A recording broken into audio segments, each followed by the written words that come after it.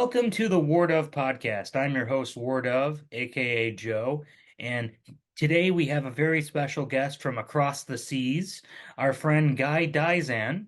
He lives in Israel, and he's going to give us a bit of perspective on the current situation, as well as his various interests. He's also a podcast host, so he can tell you about that. And I think it's going to be a fun show, so let's jump in. Guy, how are you today? Yeah, I'm good, Joseph.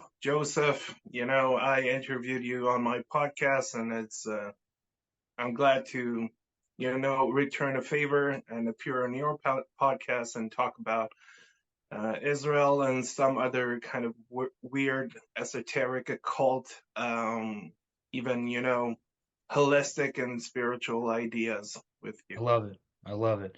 So, first of all, make sure to plug your podcast. It's Thoth. Yeah, Thoth Describe podcast on YouTube and every other, podcasting platform and audio form as well as video.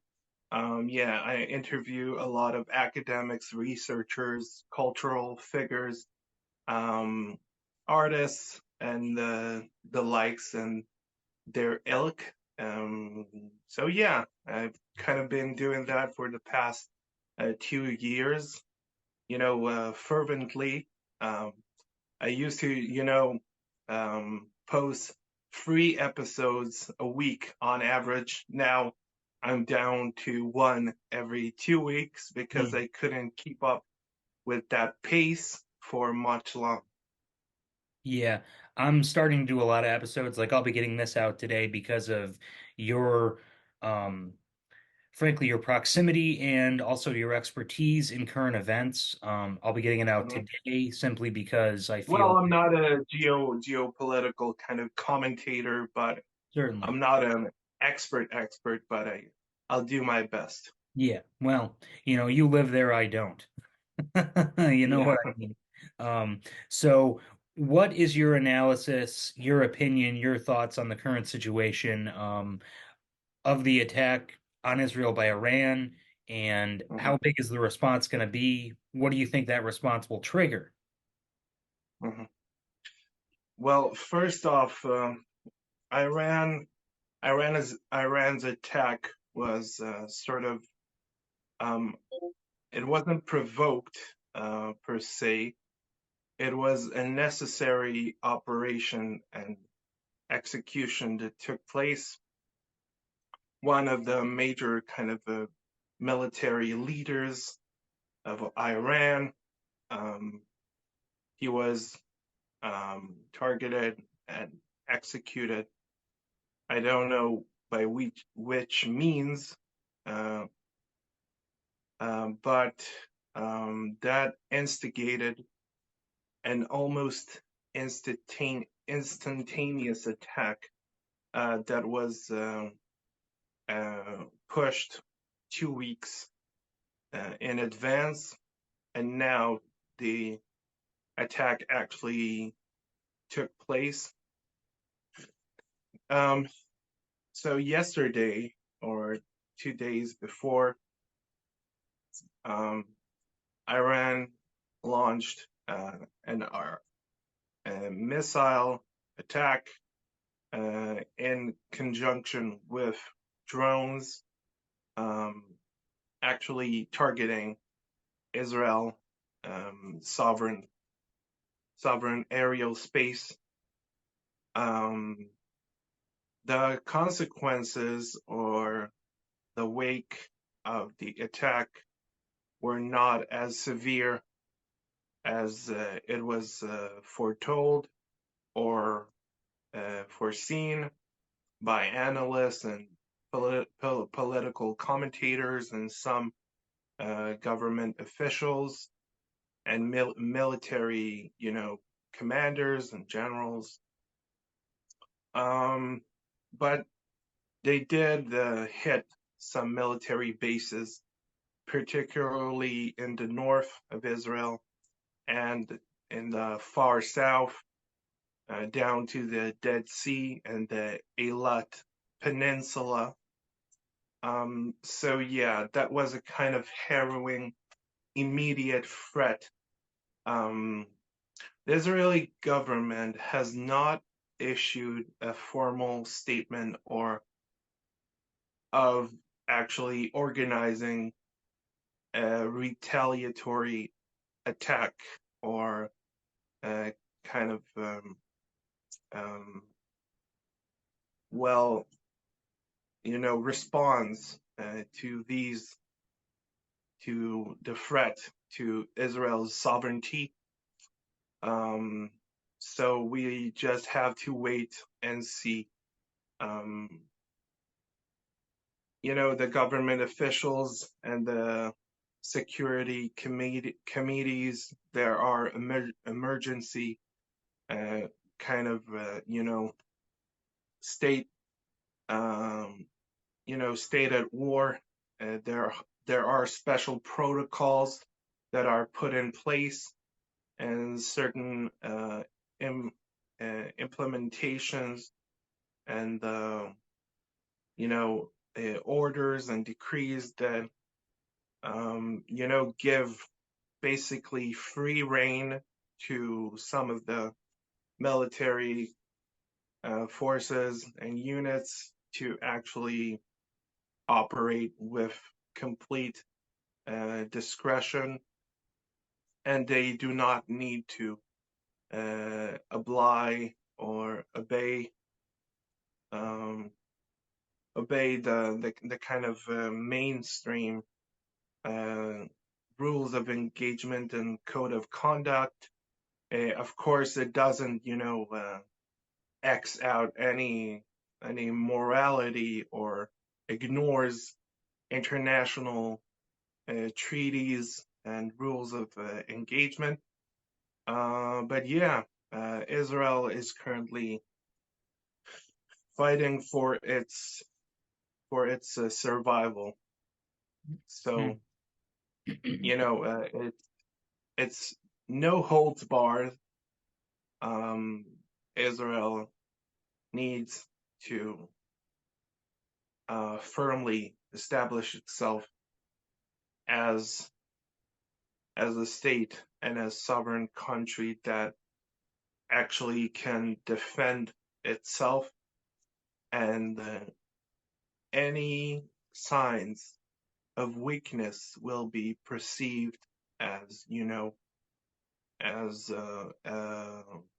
just that Israel is ripe for the picking, and there are some religious extremists and fundamentalists and messianic groups and factions that see some of these signs as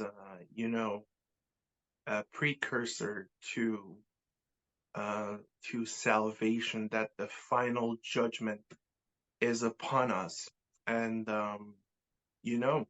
even in the world at large, in world culture and cosmopolitan culture, politics, and philosophies, commentators from the lowliest YouTube, researchers types to the most advanced and intellectual academic researchers in the upper echelons of academia and university. Everybody is kind of thrown into this bedlam and chaos, this kind of fervent, messianic, megalomaniacal, visionary ideals, starting to flourish and disseminate to the populace at large. Mm. And those kind of, feelings or emotional, um, emotional, personal, religious um, kind of fevers and visions, they are very dangerous to humanity's existence, Mm. because fanatical and zealotry uh, will not help us advance humanity as a whole. and Israel is the kind of, the Middle East historically is the cradle of civilization, and unfortunately, it could be it could be the culmination or the epoch or the apex of its destruction and annihilation. So these are very harrowing and unsettling times that we Yes. are currently going through. Yes, it's you know, it's very unsettling. Um, I saw on the news this morning that the U.S. has been told that Israel's response will be limited.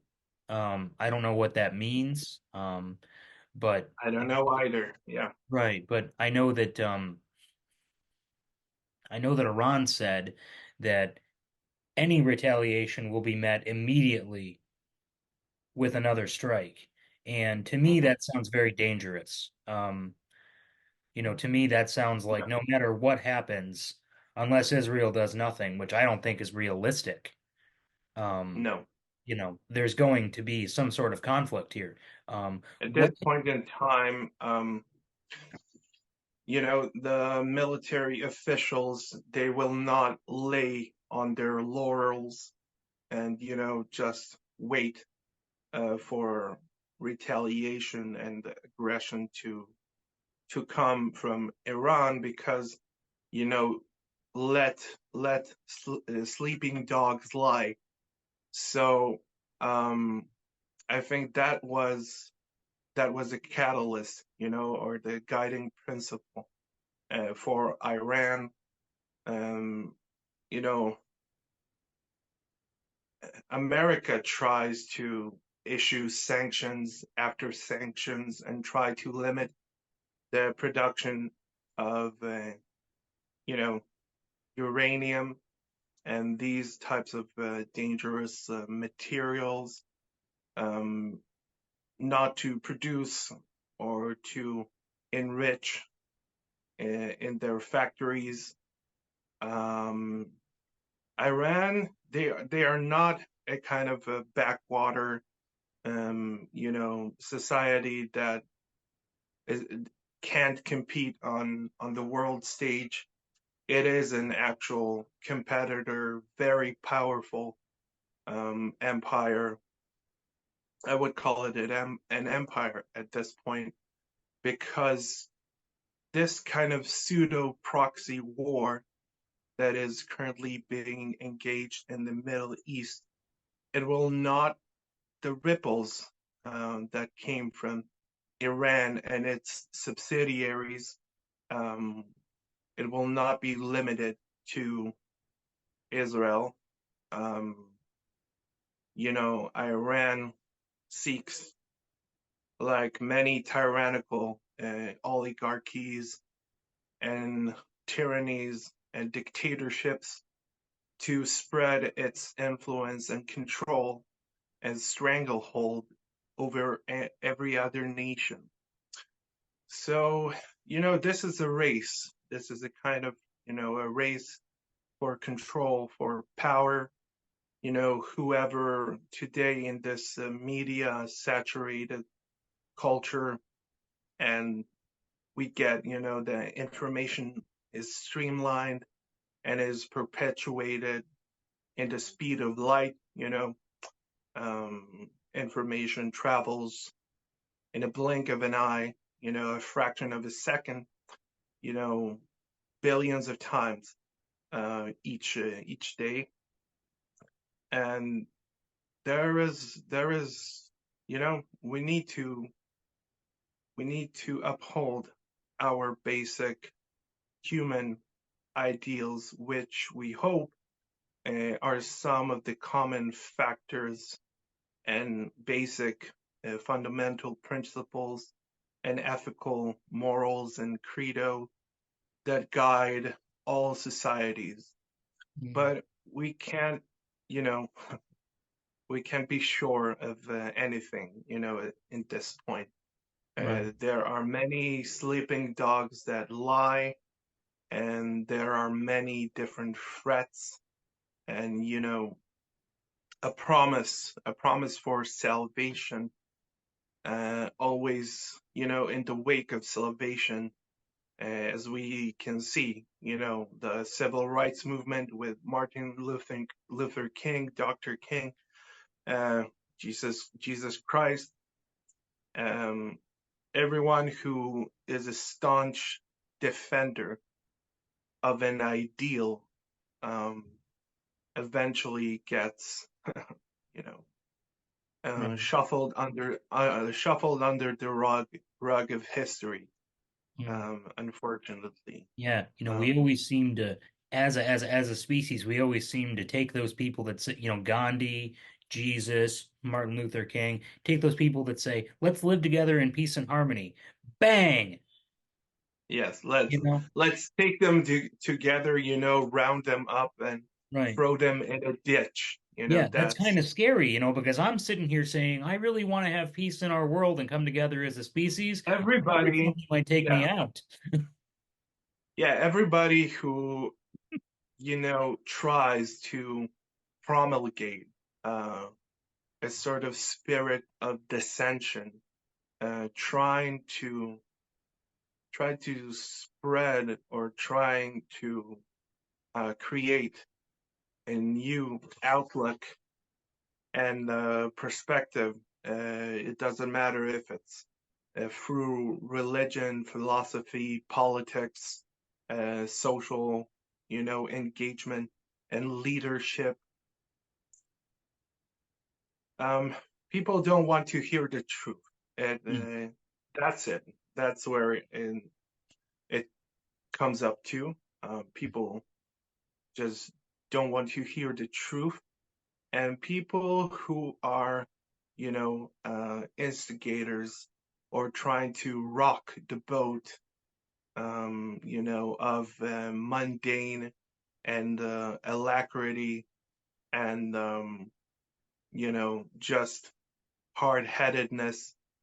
And I would say some of the old medieval and kind of, or try to propagate, uh, uh, a chaotic and uncoherent um, philosophy or tradition from a bygone era.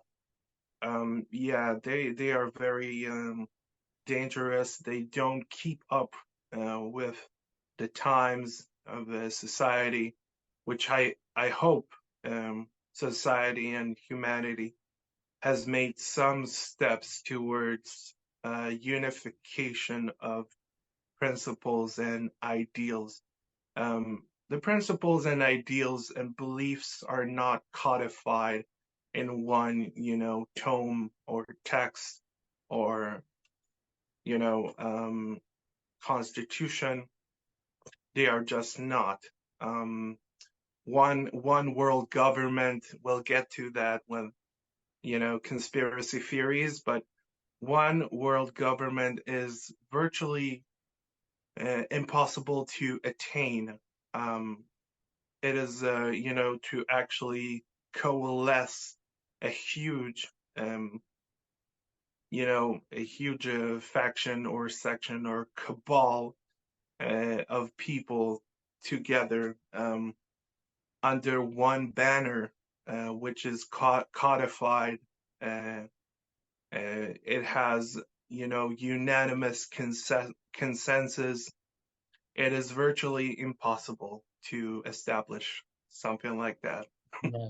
For us all to come together, so to speak, really seems Yeah, virtually impossible right now. And now I have two more questions about the conflict, and then we can dive into some esoteric stuff, which I know that both of us enjoy.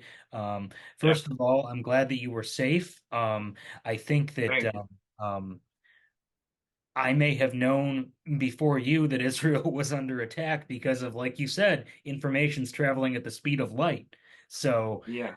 I see it on the TV. I message you, guy, get to your shelter. And you said, oh, I was in the IDF. I'll be fine. well, Which was well, perfect.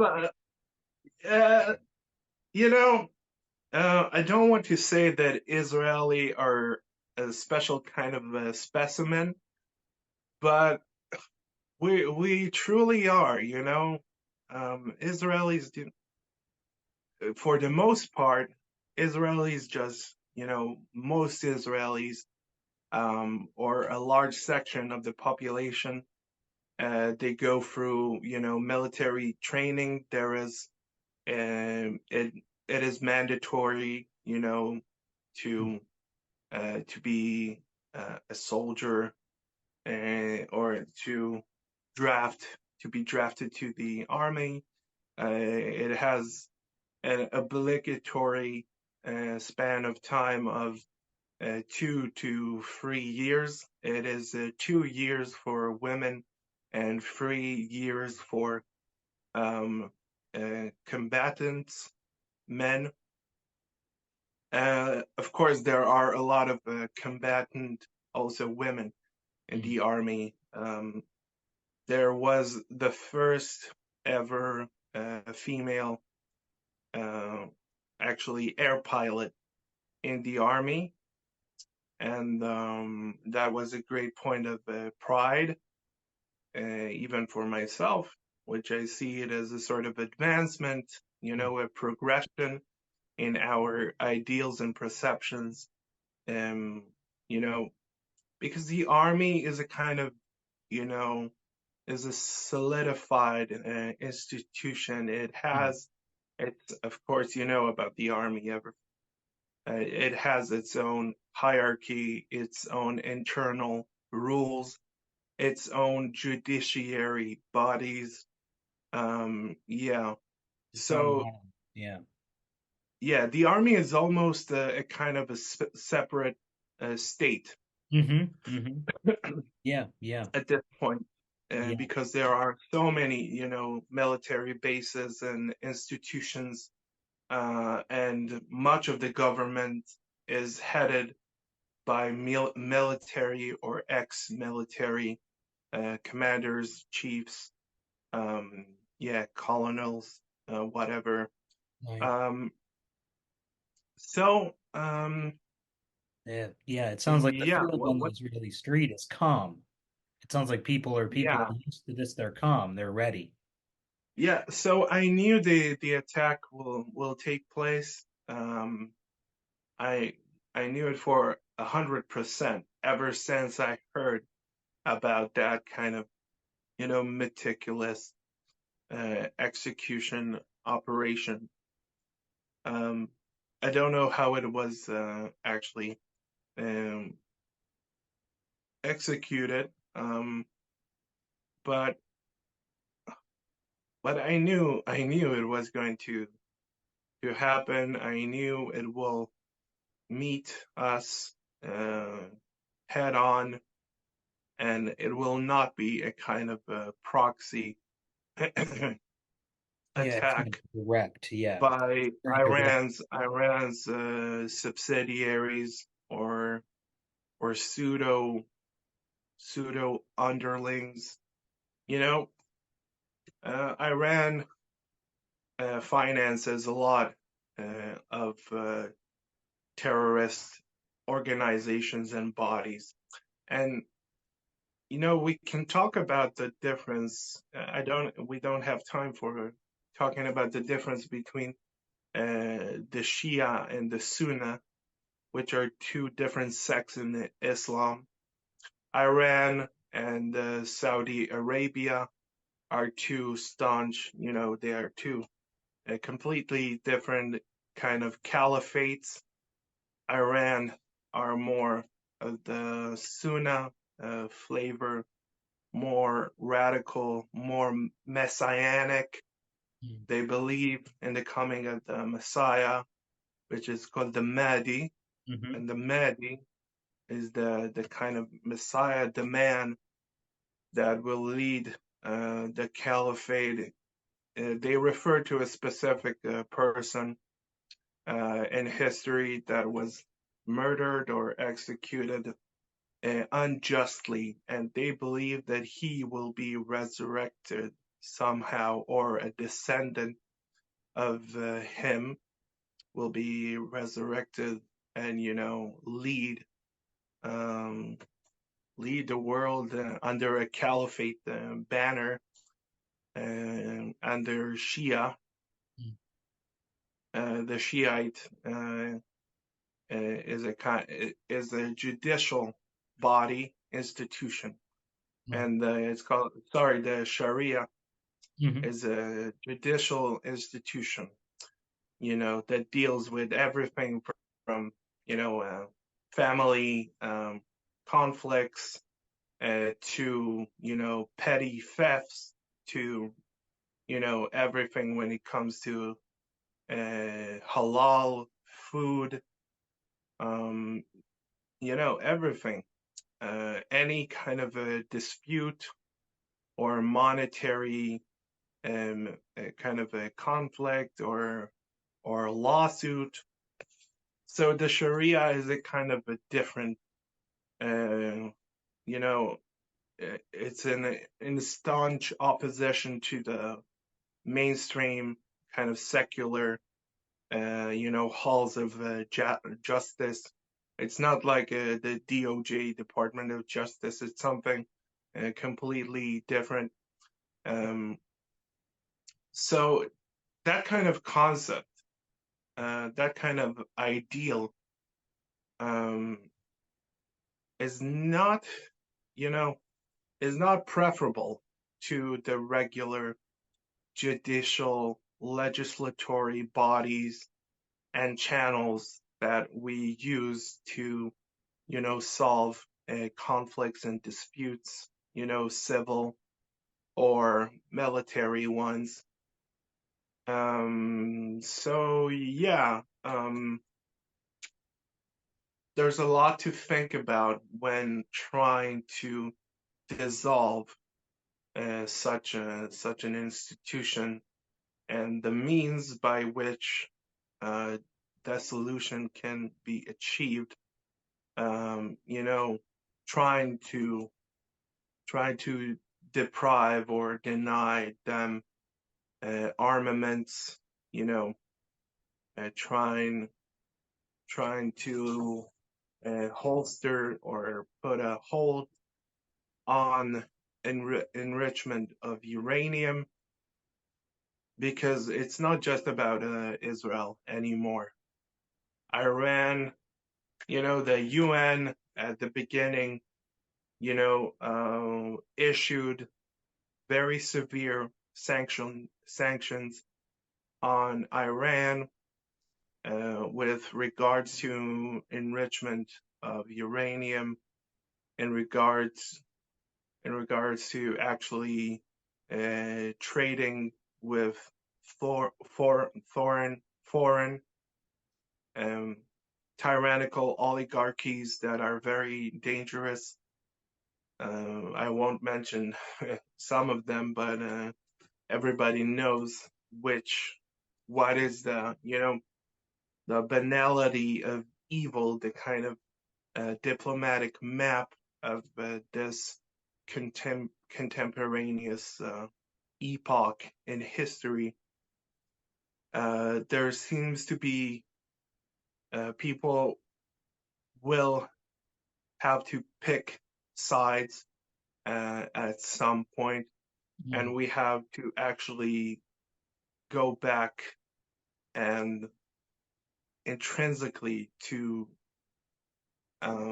see or um, to actually think what our ideals and principles actually are when it comes to ethics, morality, um, society, culture, um, a unified vision for the future needs to be established, or we go back Mm. to a level playing field.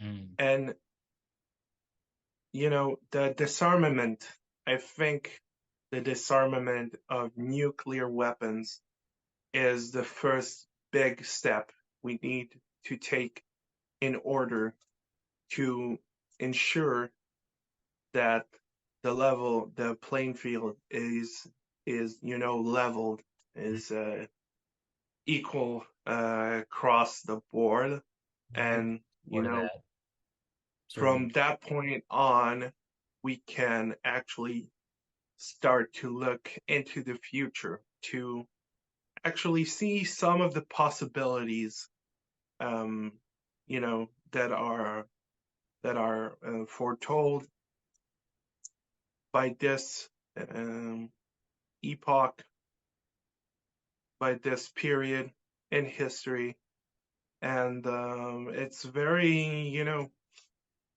sad to talk about it.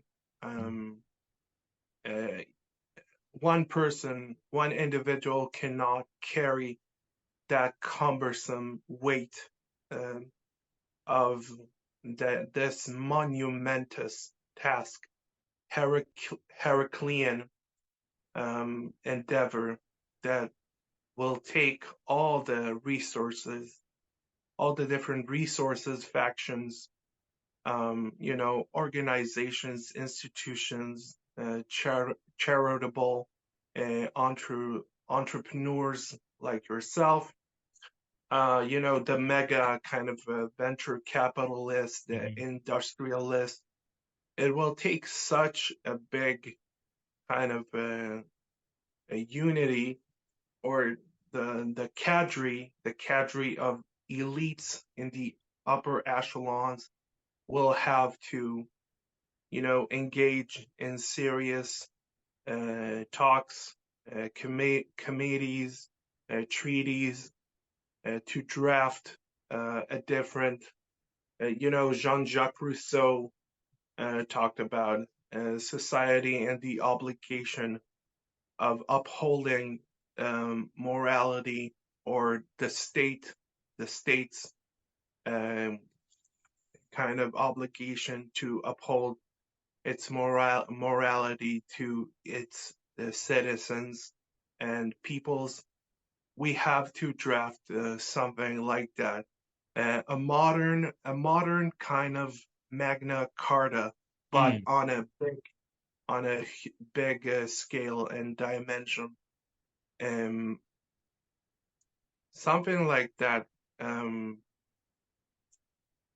if if all the pieces on the chessboard are aligned correctly, um, then we can think about achieving um, a kind of a codified uh, commandment, or constitution that will really apply to all humans and all societies for the rest of time. Right. That is a huge ideal. Yes. Even talking about it, a kind of interglobal, a global unified manifesto. It's a distant kind of dream or Yes. vision, Well, we do a but lot of but distant we dreaming should, on this channel. yeah, but we should strive, slowly but surely, because it's you can't bite off more than you can chew. So yeah, as I've mentioned before, Father Time, takes care of Mm. all. Um, we have to atone for our past sins and mistakes, and give penance for our wrongdoings as humans. Um, everybody got their own misfortunes, and every nation and peoples on earth have suffered immensely, um, through time, different periods in history. So that will take a lot of compassion and self fortitude, um, to actually see eye to eye with all nations and all peoples, Right. and to create that kind of pseudo fantastical one world unified government. Um, yeah, it's going to take a lot of thinking, you know? A lot of thinking, and I think a lot of new technology too. My Hmm. other question, and again, I'm trying to stay as neutral as I can here on the podcast. What what are your thoughts about the other front in this war, the war in Gaza and the suffering of the civilians there who aren't, members of Hamas? They seem to be trapped. I don't know why Egypt won't let them in, but I'm sure there's a reason. No one seems to want to take these folks and get them out of the conflict zone, but there's also been a reluctance to let in aid. And I just, my heart breaks for the innocents on both sides of this situation, as it does in every war. I go, oh, geez, I mean, that's a real shame. Um, yeah, apologize. Right. Um, yeah, I have no good answers for Mm. what you're asking. I don't know about the situation with Egypt. Of course, I've heard, uh, and even in the past, immigrants or people trying to flee the zones of conflict will be would be shot dead by Egypt police and military if they try to cross a border. Um, it's a terrible, thought to think about that people actually trying to flee a zone of conflict will be met with such an unfortunate end Yeah. to their lives, which they were trying to protect by fleeing. Um, it's very unfortunate.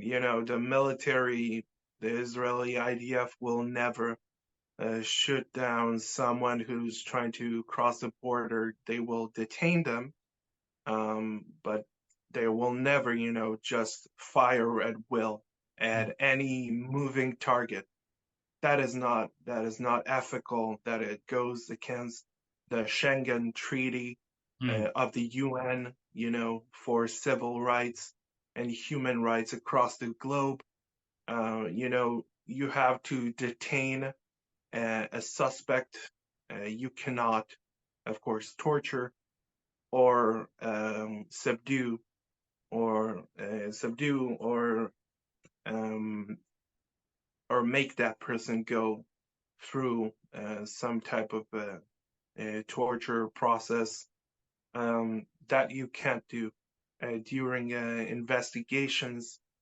Of course, killing and shooting a suspect without a probable cause is another great no-no, and Israel, 99% of the time, would never shoot shoot or kill an unarmed suspect without any, you know, probable cause or prior accusation or yeah. So Yeah, um, there's a set yeah, rules of engagement, that yeah. of course, Israel is one of the most, I think, upholds uh, the values and morality, of the utmost standards and the regulations. Um, it does not stray from the dictation of the rules of engagements and its amendments and clause and and mandatory kind of protocols.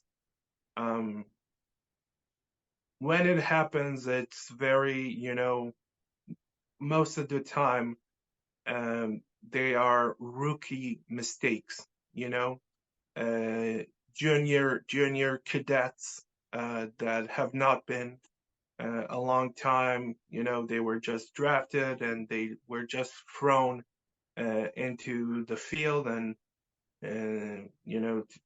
just maybe even guarding duty. If an incident like that were to occur, it was due to a rookie mistake most of the time.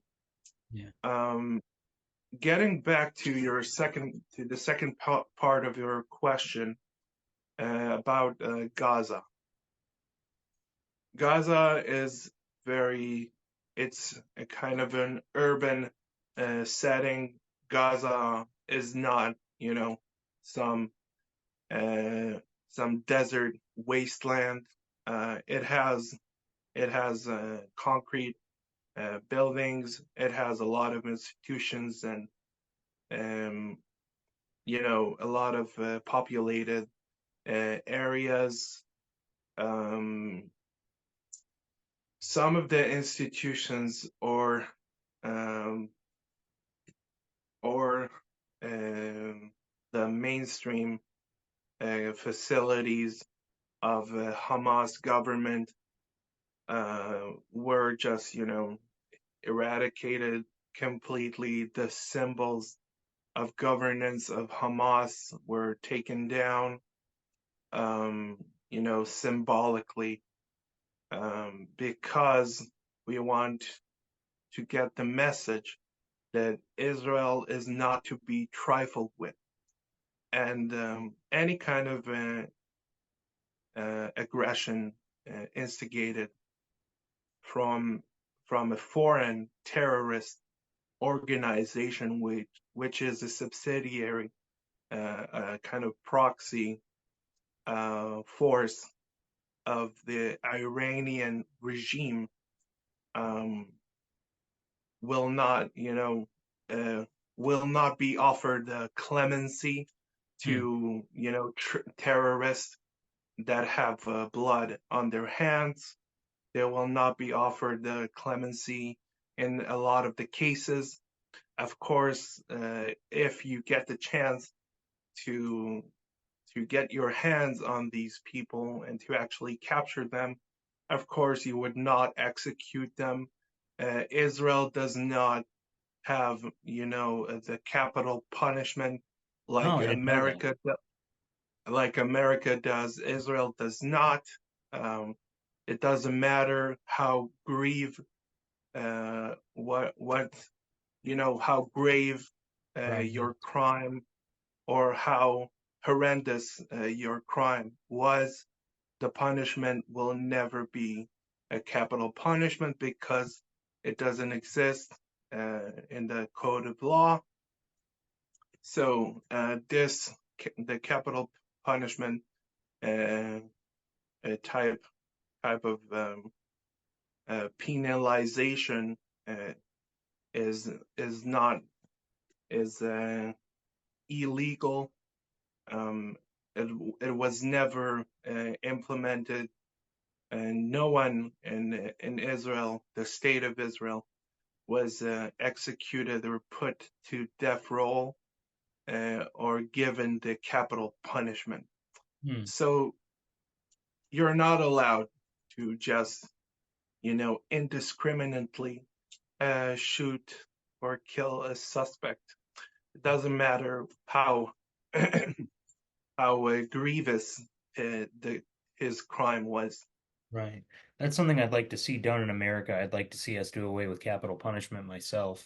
Yeah, me too. I don't believe in the capital punishment.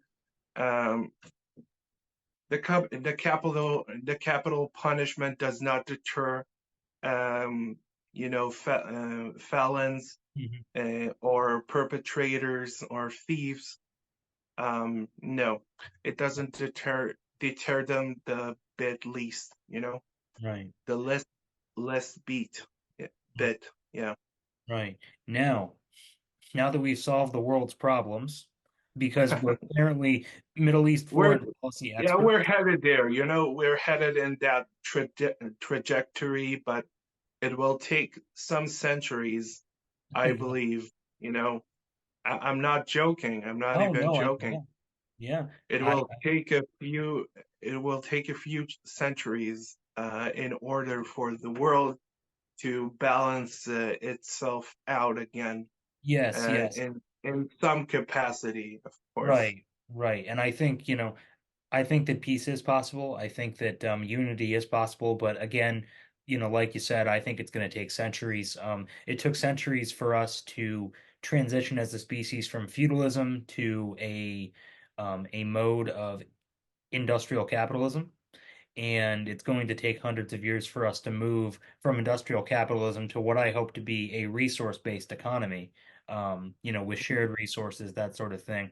Um, but I know that you have a keen interest in the esoteric and the occult subjects, and I would just like to let you run with that and tell us your favorite, lowdown on the esoteric and the occult and your thoughts on that. I know you have a Thoth podcast, so there's definitely some inspiration there, and just take it away, my man, because I always enjoy listening to you. You're a very smart guy, and you've got a lot of keen interests. I know you Oh, speak thank you. languages, so Yeah, I speak 3 or 4 languages: Hebrew, English, some French, and Italian.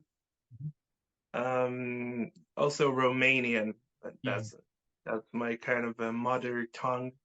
And so yeah, where to start?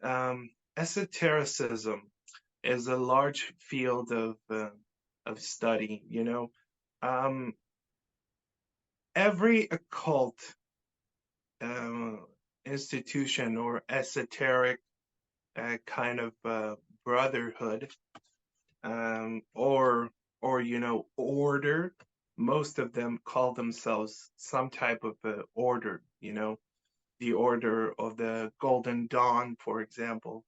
There are a lot of orders in the medieval Europe that were kind of engaged in some of the ritualistic aspects of, holistic spiritualism.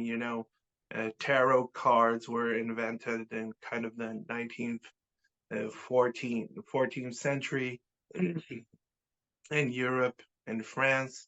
So tarot card was a big kind of influence on the study of esotericism and some of the practices that these semi-secretive kind of cults and guilds would engage in.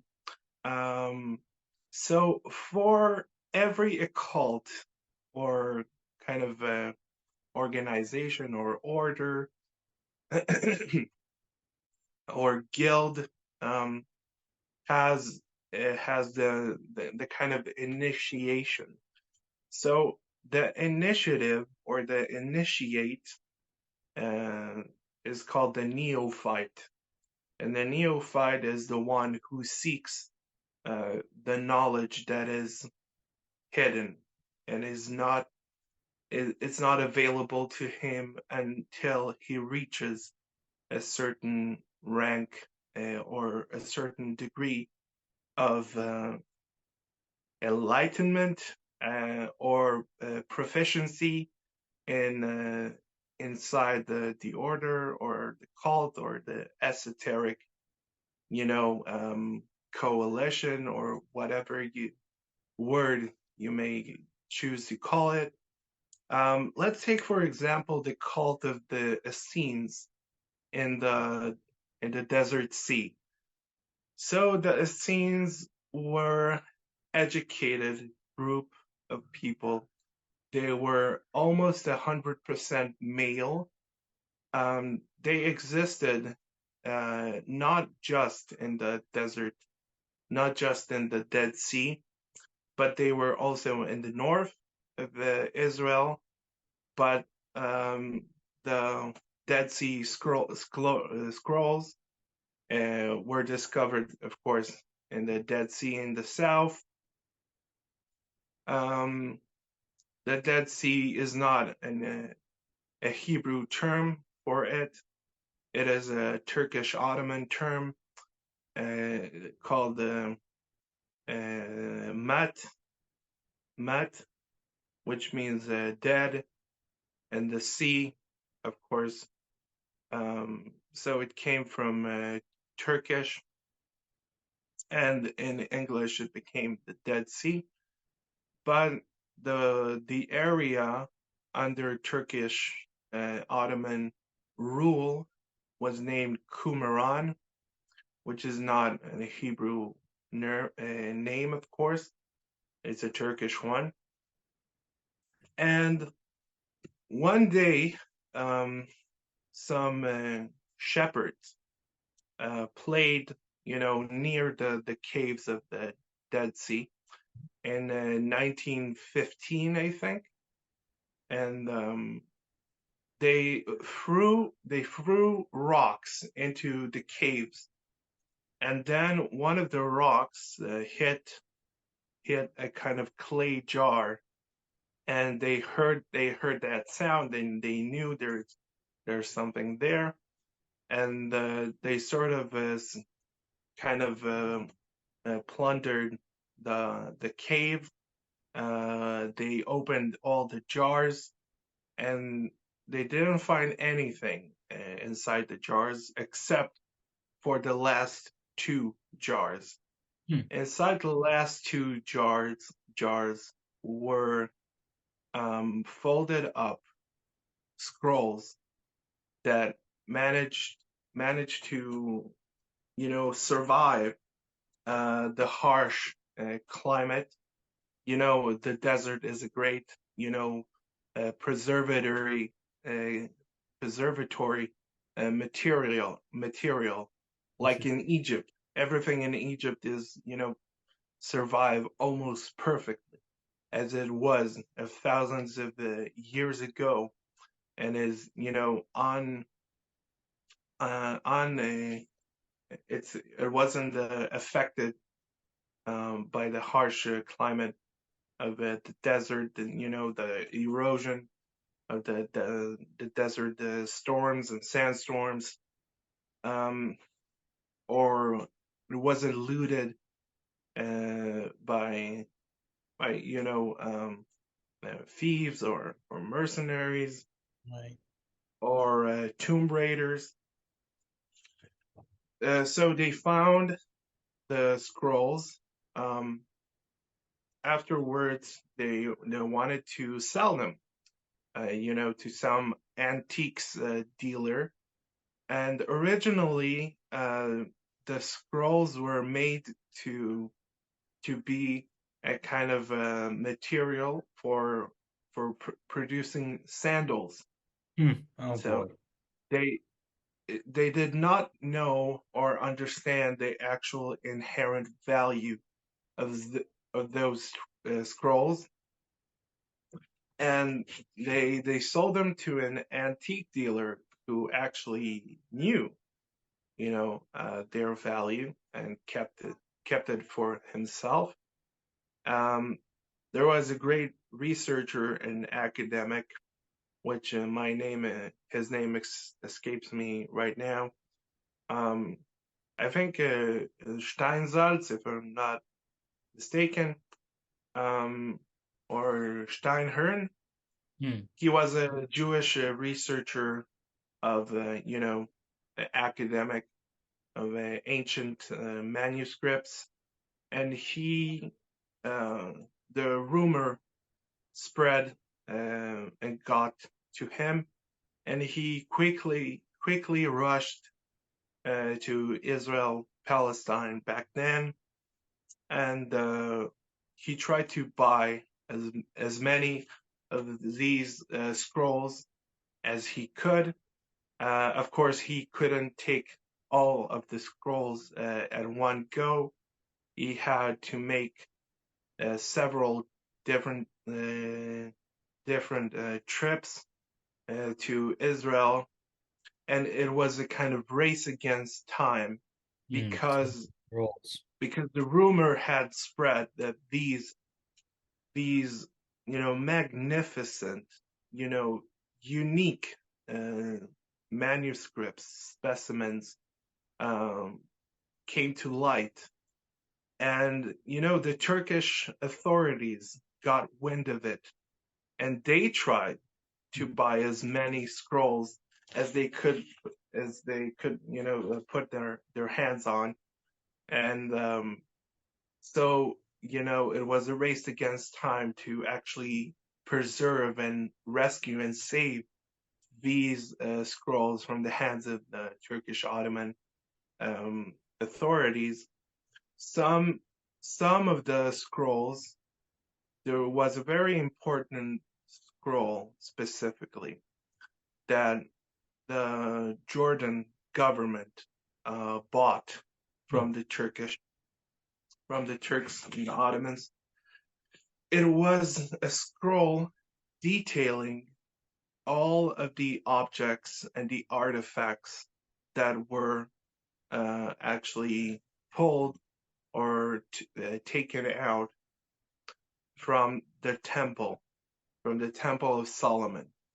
And this was, after the destruction of the second temple, the artifacts and the sacred objects and the relics had to be preserved and saved.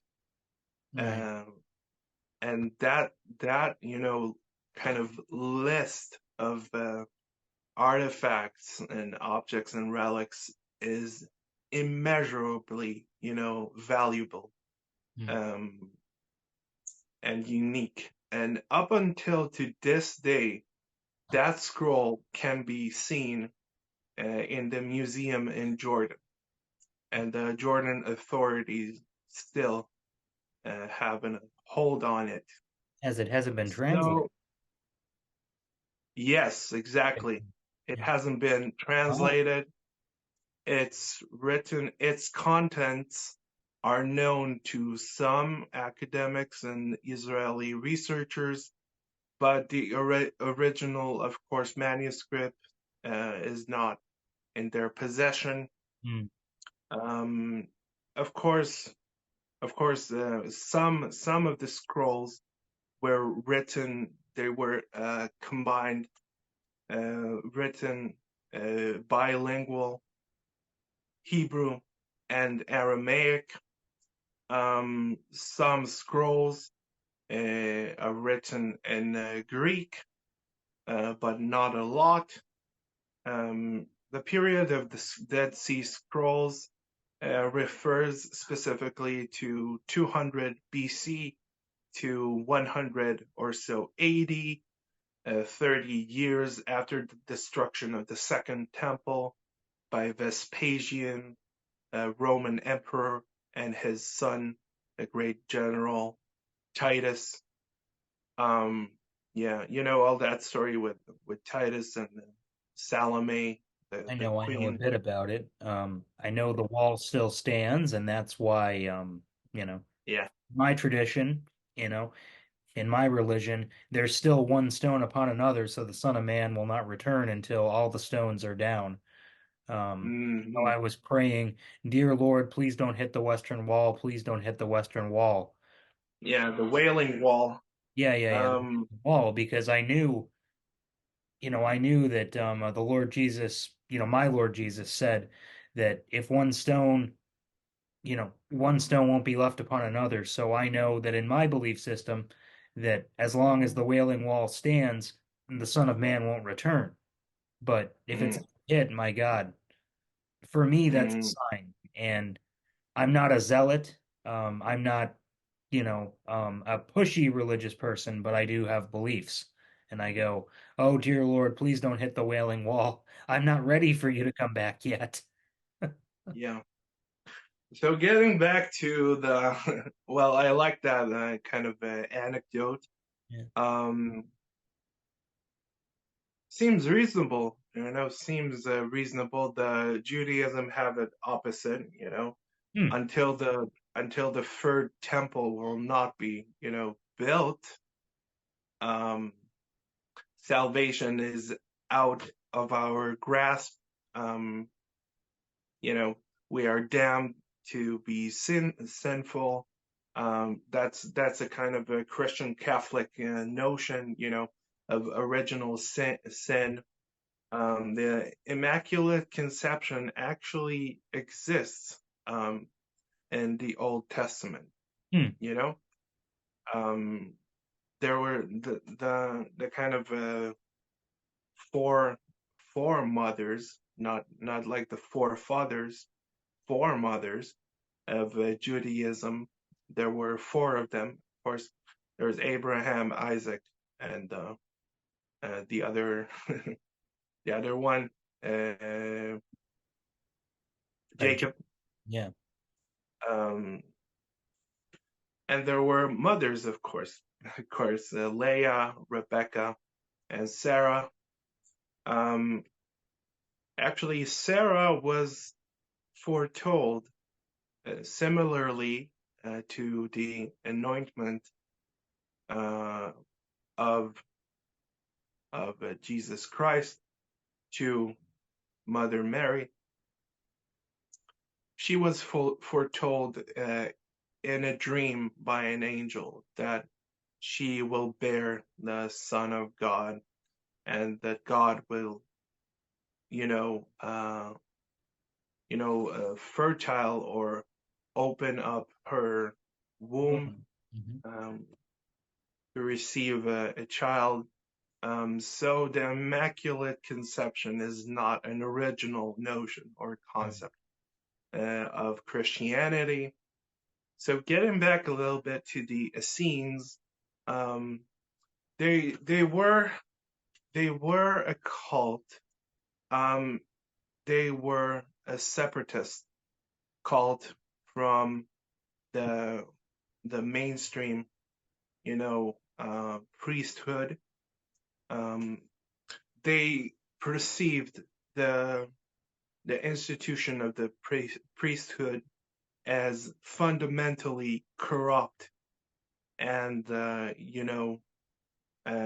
hegemony of the priests and their hereditary line, um, their heraldry. Hmm. Their heraldry was not genuine. People who were not the progenies of the Cohens and the Levites were being given positions of power and priestly functions. Those are only reserved to people that come from the line Hmm. of Levites and Cohens, and some of the people who are not, that came from other tribes. Levites and the Cohens are one of the tribes in the Judah. The rest are from the tribe of Israel, which consists of 10 tribes. Hmm. So only two tribes actually remained, and the only eligible people to be a priest or a high priest in the temple are the Levites and the Cohens. Right. So the Essenes perceived the mainstream uh, rabbinic priesthood as fundamentally corrupt. They would embezzle the population, the Jewish people who came to sacrifice. According to the Bible, you need to um, bring a sacrifice that is at least in a dimension of a pigeon, shall we say. Hmm. Um, anything less anything less than a kind of a pigeon is not considered suitable sacrifice. But the priests demanded a lot more because the priests uh, they have a right to consume some of the sacrifices, and the priests reserve the best parts Mm. of a cow or the organs Yeah, the best for cuts. themselves. Yeah. But these parts and organs were actually meant to be sacrificed. They were Mm. not meant to be consumed.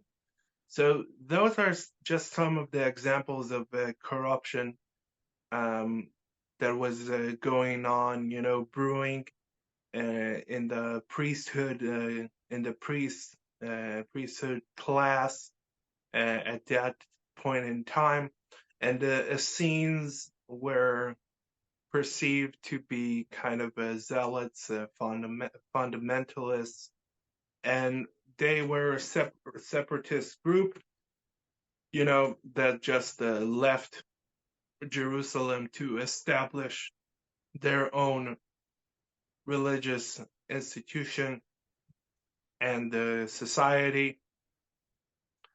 And in that society, there was, you know, uh, uh, talking about in ancient times, um, the kind of tribal mentality um, focused specifically and particularly in Jewish society and culture.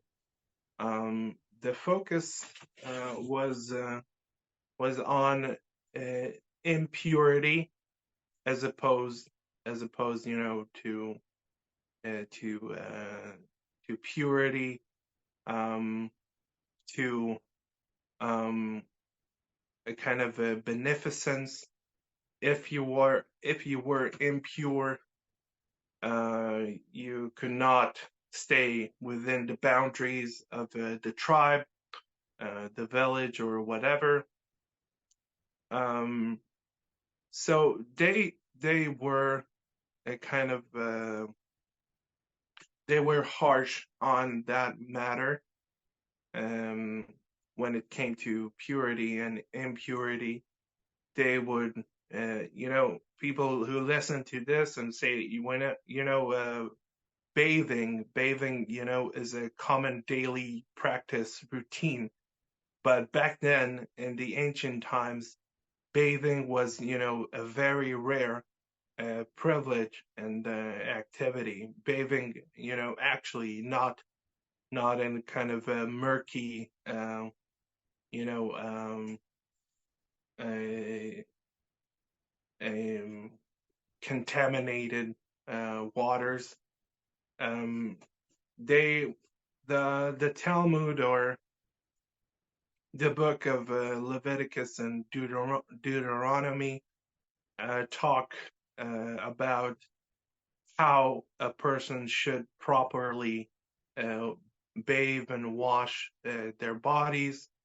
If they wash their bodies in order for themselves to be purified, it needs to be a well of living water, streaming water.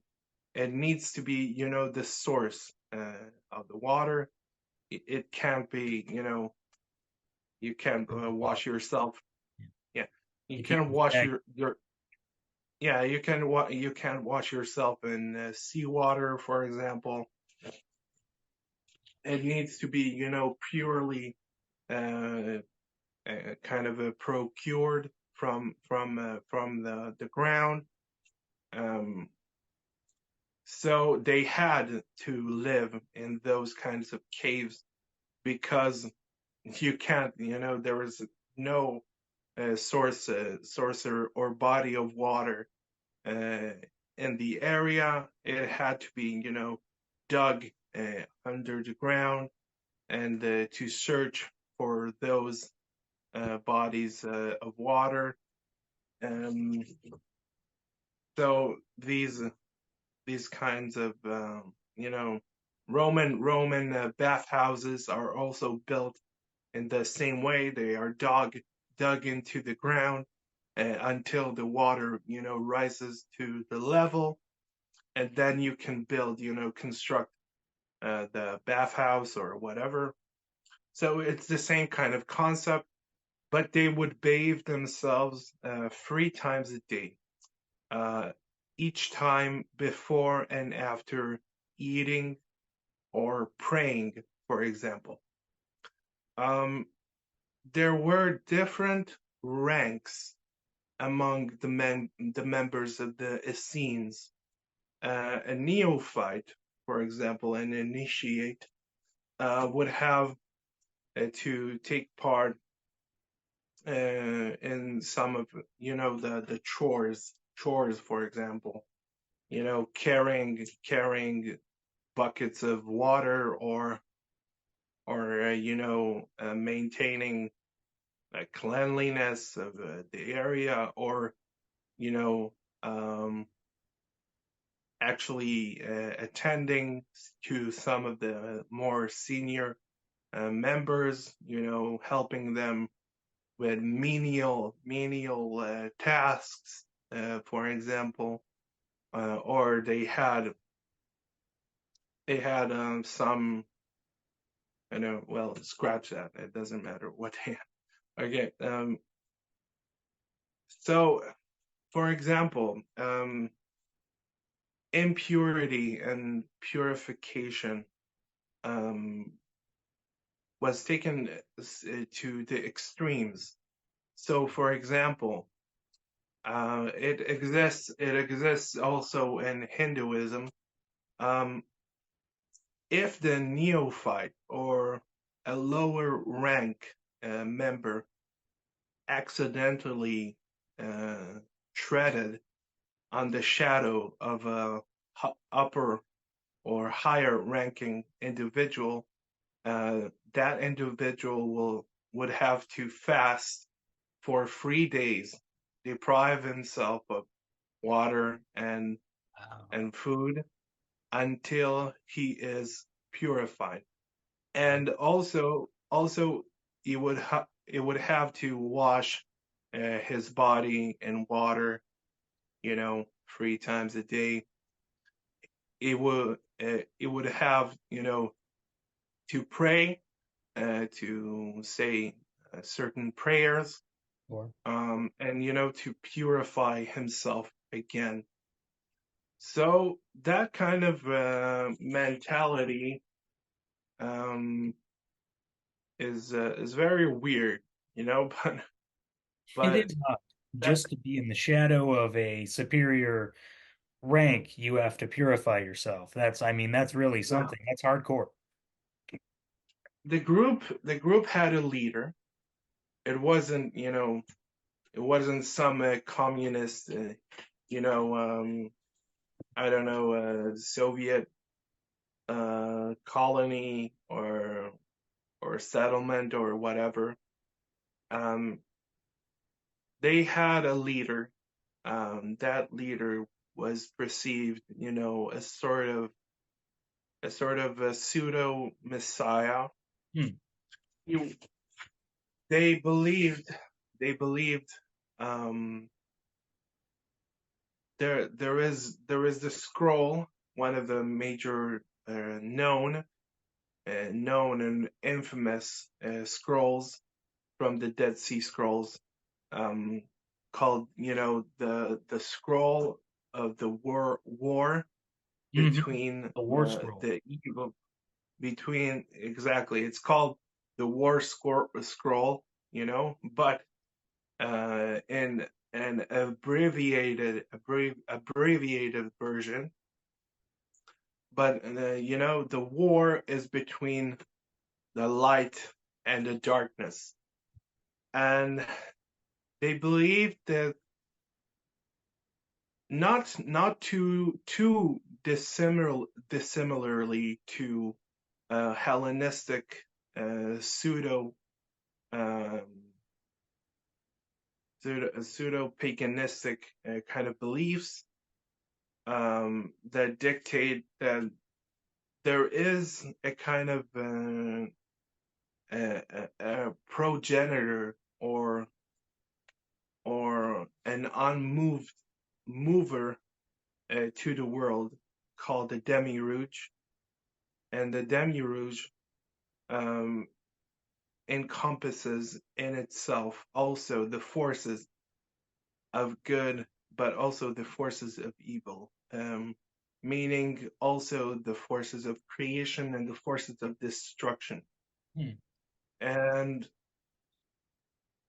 they believed in something very similar, that salvation um, can be achieved only when the sons of light combat and you know combat and face in holy war head on the sons of darkness. And these concepts are pretty foreign to Judaism of Hmm. up until that time. They were novel. Um, sorry, they were novice. Yeah, they were novelties, of Hmm. course. Um, but on the other hand, um, like I mentioned Hinduism in another context when talking about the Purification. Brahmin, Hmm. because the castes in India, they have the Brahmin caste, the priesthood, Right. and then they have the Kshatriyas. warrior class, the merchants, and then they have the lowly farmers. Right. And there's even one class further down, The untouchable. which is the non-persons. Right. they are called the shadow people in Huh. uh, in India. And if a shadow person were to tread on the shadow of a Brahmin priest, he will have to starve himself, to fast for a few days in order to purify himself once again. Hmm. So there are those types of similarities. Um, in Hinduism, another esoteric Hinduism is very esoteric. Even the most basic fundamental concepts in Hinduism are very esoteric and occultish in nature. Hmm. For example, the Brahmin, they believed that the creator god Brahma has free sorts of manifestation. Of course, he has Shiva, and he has Shiva, the creator god. He has uh, another, I forgot his name, Shiva and Krishna. Sorry, Shiva, Krishna, the destruction, the kind of the god, the god of destruction, shall we say? Shiva, the creator aspect of Brahma. But Hinduism goes even further. Brahma, the kind of primordial primordial Right. The force. overarching God. Yeah. Yeah, he's not confined, to reality itself and to the rules of physics. Um, there are, multiple universes in which there are multiple Brahmas, creator gods. Hinduism's timeline is so, confusing. And, they say, science says, scientists say that the world is a 13 point, something billion years. Um, Hinduism says that it's trillions, Hmm. trillions of years old. Um, there are so many weird and fantastical.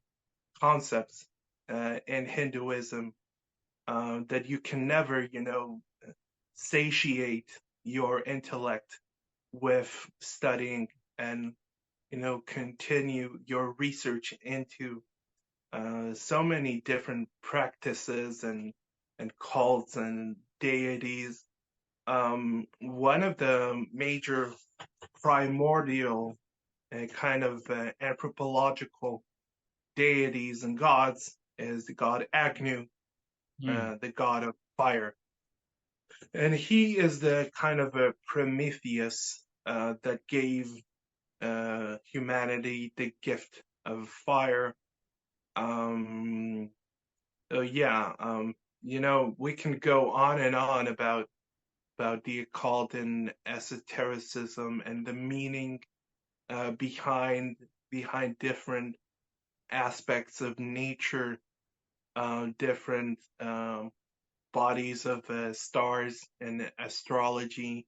We can go into gematria and Kabbalah, Hmm. Kabbalah. the meaning of letters and numbers. Um, so there's no end to it, you know. Yeah. Um, I never do this, but I get out of my esoteric, seat for a yeah, second. sorry, You're fine. yeah. I'm very interested. I don't know which is the right way, but I have this. Oh, yeah, that's a yod. Yod Hmm. is the number 10. I think it's the correct way. Yeah, it's the correct way Correct up. way with the triangle. Yeah. It's number, yeah, it's yod is the 10th letter of the Hebrew alphabet.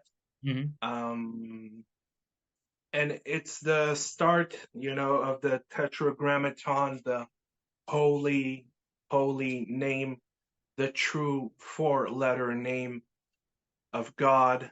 Um, so yeah, it's very convoluted, to Hmm. actually try and parse through all the different concepts in esotericism. It will take us weeks, to Yes. cover all the different disciplines and topics and history, and it will take us months, Yeah. sitting here and talking about it. And I tell you what, I think that you're going to be a reoccurring guest on the podcast because we have similar interests. I could listen to you for hours We because haven't talked about conspiracy theories. that that's true. I'm wearing my alien shirt today, as you can see. Yeah, those From are the X Files, the X Files type of gray gray aliens, right, right. I the really little think, gray ones. yeah, yeah. I really think that astronauts visited our planet in the ancient past. I really do believe that. I If I don't know it for sure as a firm belief, I think it's within the realm of possibilities, given the numbers of stars out there and given the number of habitable Yeah, planets. I think it's possible. it's not unplausible, It's quite it's a quite a it's a good possibility. There's some margin uh, of possibilities that exists in the world, but we can't um, exhaust all the different possibilities, because there are so many things you can come up with, um, so many possibilities and intriguing um, kind of ways of inquiry that were not known before. Um, this is a very weird situation where the government, specifically the U.S. American government, Hmm. uh, doesn't deny outright the existence of aliens, but does not, confirm the Hmm. existence of aliens or, different extraterrestrial beings existing in the known universe. So I'm kind of conflicted when it comes to that. I would like to hear your position if you want, I, or I think. if you want to hear mine, I can, Oh, we can we can divulge we it can do both. later. We can do both. I Okay. think that a craft crashed in Roswell in 1947, and I think Uh-huh. they recovered biologics.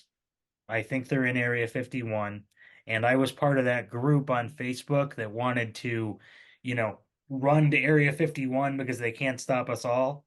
I joined that group because, you know, well, to be honest, I wanted to clap those alien cheeks. You know what I mean? Come Whoa, whoa. on. Hey, That's we're getting spicy here. For those folks that yeah. stayed this Get long, a censored tape on it. Yeah. censor, censor, censor. What are your thoughts on Like an extraterrestrial? alien, like censor. I love it. What are your thoughts on aliens? Well, mm, I love the little green fellows. They're green or gray or whatever they color or hue they might be. Um, it's such a weird, kind of theory because aliens and the theory of existence of aliens is not a recent development. This notion goes back to the ancient times in in Akkad and Sumeria. Mhm. They professed to have their origination in these kind of primordial elevated beings that descended from the skies uh, onto the earth and gave humanity knowledge, technology, mathematics, Mhm. philosophy. It gave them reason, um, logic, geometry, and a lot of other things. um, Came from above. I so above as below, yes. That's the core, of any kind of esoteric practice, witchcraft, whatever you want to call it. So above as below, but most people interpret it wrongly. I think that sort of, mantra or phrase or decree, um, uh, I think it's a warning. That Mhm. type of epigram, it's a warning that your dealings and your doings um, on Earth may, it bleeds over, it crosses over to the spiritual um, Mhm. world. And the spiritual world doesn't take kindly to intervening forces, outer forces intervening, um, and you know, it's kind of a limbo state that spirituality inhabits. Um, I'm a deeply spiritual person, but I never underwent any harrowing kind of spiritual or enlightening or sobering experience. So um, there was one instance, but it wasn't, the greatest, Mhm. magnificent The Eureka kind of. moment. Yeah. No, it wasn't like that. You know, um, I forgot his name. Yeah, Archimedes. Yeah, Mm. Archimedes. Um, no, you said Eureka. Yeah, I thought Yeah. about it. So yeah, one time I experienced something akin to a kind of a spiritual enlightenment. Um, one time when I was in my house and I walked around and I got to the balcony and I stood just a few feet before the door, the passageway to the balcony, and then I saw that the balcony was gone. It just, evaporated, On. and what was left uh, is just, the background of the sky, clouds and sky, nothing else. Hmm. No balcony, no house. I wasn't floating because I could feel, the solid ground underneath my feet. Um, so I wasn't floating, but for some odd reason, just the balcony decided to, beam or transport itself Hmm. to another realm, and what was left is just, a view of the sky. Um, Very weird. That's all I can tell you. Very strange. It reminds me of the simulation theory, and it ties into quantum physics, where we only have this table here in front of me, or this coffee cup, or this hat, because we perceive that it's there and we have faith that it's there. If we didn't have faith that the ground was beneath us, we would whoop fall right through. That's one of the theories in quantum physics. It's being observed, so it exists, you know? It exists because it's Yeah, being yeah, observed. And you may have broken through the matrix for a little bit, I think.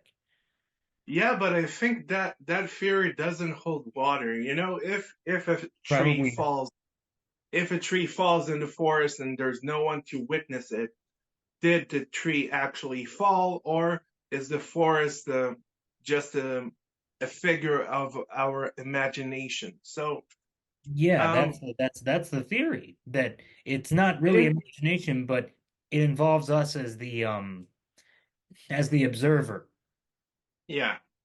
like part Well, of under human behavior when they're observed, mhm. you know. Yeah, that concept's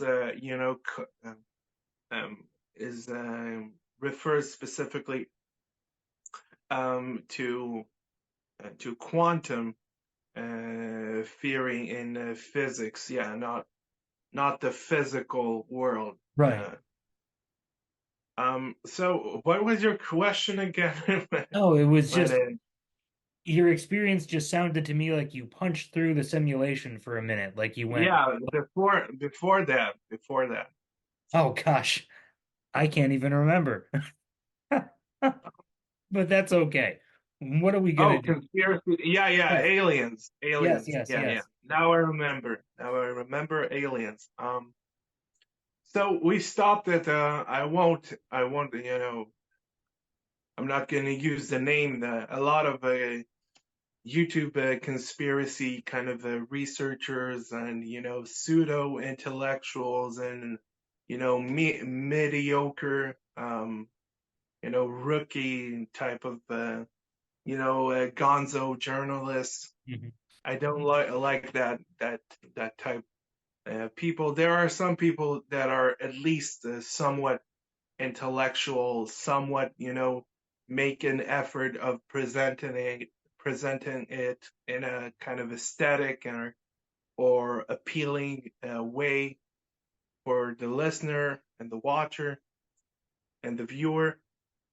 But aliens, I don't know. I don't know about that, shall we say? I don't know about that. Aliens requires, it's above my pay grade. Hmm. I never delved deeply into the research of the, UFOs and extraterrestrials and interdimensional beings and deities. No, I did not, I haven't delved too deeply into that subject. So Right. I don't think I have any opinion on the matter except that, yeah, the universe is vast enough for it to contain another type of life form. Right. that possibility I will agree with. I Mm. will concede that there is strong possibility that there are extraterrestrial al- alien life forms in existence in the That'd be universe. alien. No, alien because they are not alien if they are made of carbon and the No. same constituents that Yeah. the the the human organ and body is built out of, then they are not alien. They simply exist in the same universe. They are made up. Their mark, their genetic, biological makeup should be somewhat similar to our own. If they come from our universe. If they come from a from a Mm. neighboring or alternative universe, then that's a whole thing. Yeah. It's another beast Another on beast. its own. Yeah, it always fascinated me how when they're looking for life, like NASA sends, like launches these telescopes and things like that, and they're looking for signs of life, they always look for our kind of life. And I was always confused by that Hmm. as a kid. Well, what if they're different and we're just missing them because they're different? I always wondered about that. But, Hmm. what if they're, you Yeah, they don't necessarily need to be made up of carbon, right. and they don't necessarily have to have blood running in their veins and different pumps and uh, aerial breathing system, respiratory system, Right. nerve system doesn't need to be exactly identical to our own species. um there, of course, I think there will be some variant or some version that is alternative, or I don't know if it's more retrograde than our own species, or if it's more advanced. One can never know, until we find some feasible, plausible, provable evidence that is biological in nature, that leaves the different traces. And if we can even, you know, find traces of any type of civilization or culture that is extraterrestrial, inhabiting other planets, that will be, the discovery of a millennia. You Hmm. know, I think it will that even will be that will be one of the most major discoveries in human history, bar none. Yeah. yeah. I mean, I think if a spaceship, appeared over New York City tomorrow, I think that there'd Yeah. probably be If Will Smith, can take, a fighter jet, to take down the aliens, that will be a good day, Independence Day. yeah, I certainly hope they come in peace, but I want Yeah, I certainly hope they come in peace. Aliens. to, but I really want to believe that our species would realize, hey, we're not alone. Holy shit, we're not alone. We better work together here. You know what I mean? Especially if they Hmm. don't come in peace. But Hmm. uh, one of the presidents said to the UN that it may take something external for us to truly unite. And on that, I am going to wrap it here. Um, Yeah, why I not? do want to thank you so much for joining us today. I want Thank to you thank so you for much. listening. Thank you so much. It's been a pleasure. I want to wrap and thank our listening audience for sticking around and listening to Guy and frankly his superior intellect to my own. He is a very smart person, and we are thrilled to have him on the show. And just remember, folks, until next time, be humble, be kind, and most Namaste. importantly, Namaste. peace. Yeah. Hari Hari.